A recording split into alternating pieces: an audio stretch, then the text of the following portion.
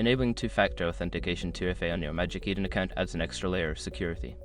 Follow these steps to set it up effectively. Step 1. Log into your account. Visit the Magic Eden website and log into your account using your username and password. Step 2. Navigate to Security Settings. Once logged in, go to your account settings. Look for a section labeled Security or Account Security to access the 2FA options. Step 3. Choose your 2FA method. Select the method you prefer for two-factor authentication. This could be via an authentication app like Google Authenticator or through SMS verification. Step 4. Set up the 2FA. Don't continue before doing this. A lot of online accounts end up exposed in breaches without people even realizing it.